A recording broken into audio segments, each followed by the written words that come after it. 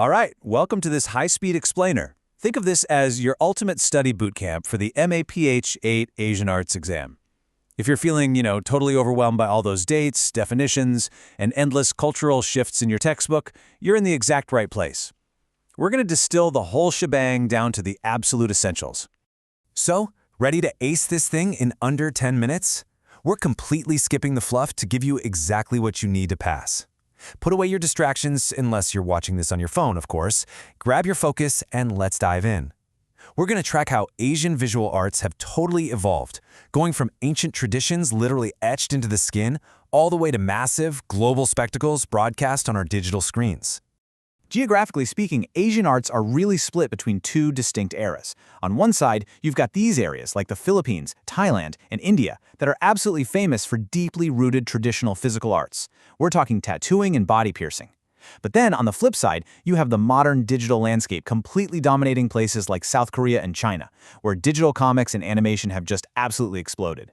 And then, right in the middle of it all, sits Japan, which is incredibly famous for both its ancient traditional tattoos and its massive digital anime empire. Kicking things off with Module 1, Skin and Heritage. Tattooing here is all about injecting ink into the deeper skin layers for cultural expression, identity, and storytelling. Now, you absolutely need to lock these exam buzzwords into your brain.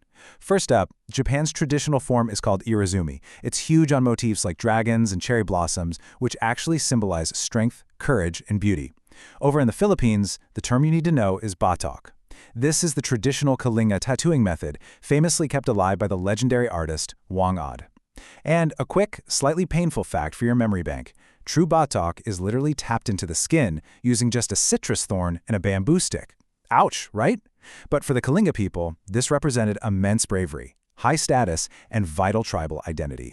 Sticking with body modification, let's talk about piercing. For the exam, you have to remember that creating these holes for jewelry, it's not just some cool aesthetic trend. It's heavily driven by deep spiritual and cultural reasons. Take India, for example.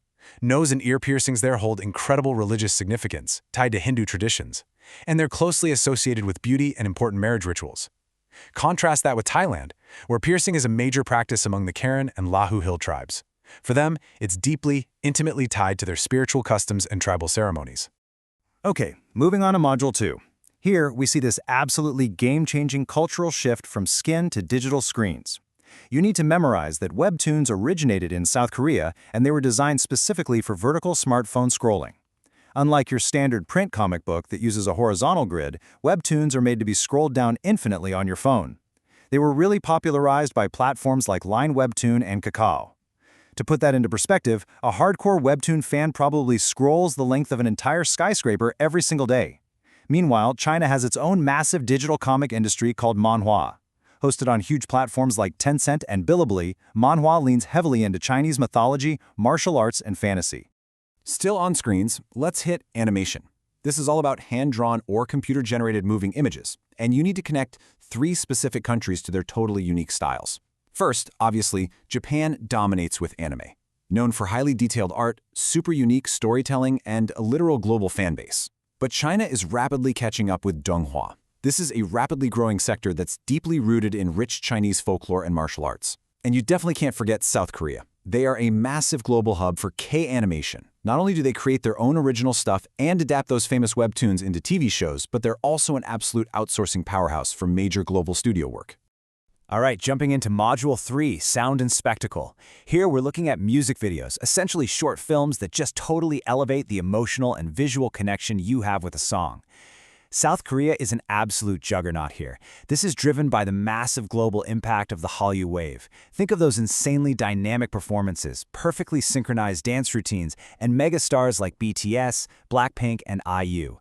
And this exists alongside Japan's incredibly diverse music scene. We're talking J-pop, rock, city pop, with artists like Yoasobi and Kenshi Yonezu who are deeply tied to Japan's booming global anime and gaming industries. Okay, time for a quick breather. Take a mental screenshot of this master cheat sheet. It perfectly summarizes everything we just blitzed through, tracking our entire evolutionary journey. We started with identity, literally injected into the skin through tattooing and piercing, and moved all the way to audio tracks completely elevated by digital motion via webtoons, animation, and music videos.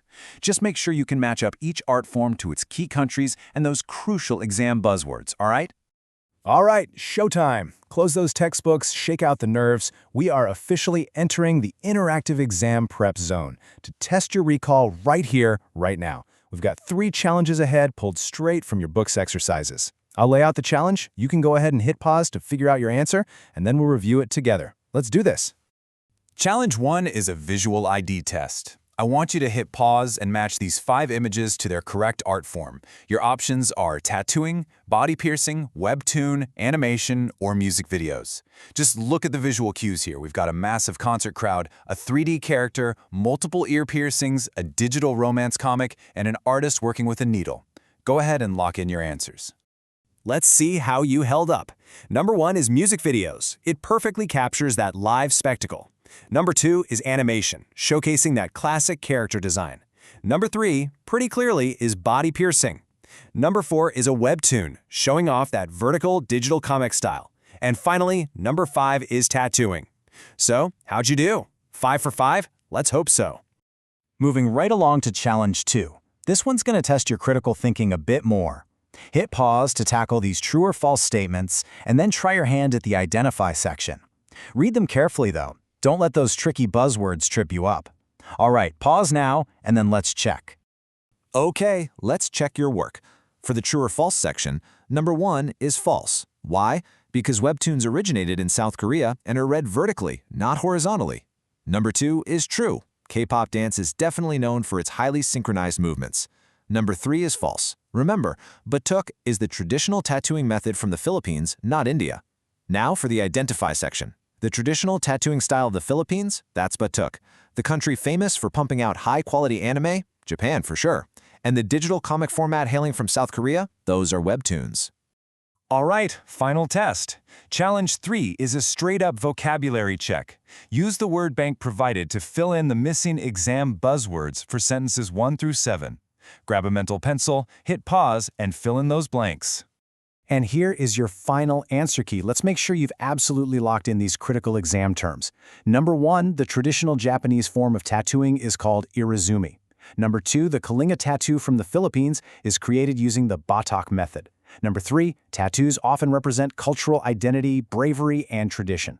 Number 4, in India, nose and ear piercings are commonly associated with beauty. Number 5, the Karen Hill tribes of Thailand practice body piercing as spiritual customs.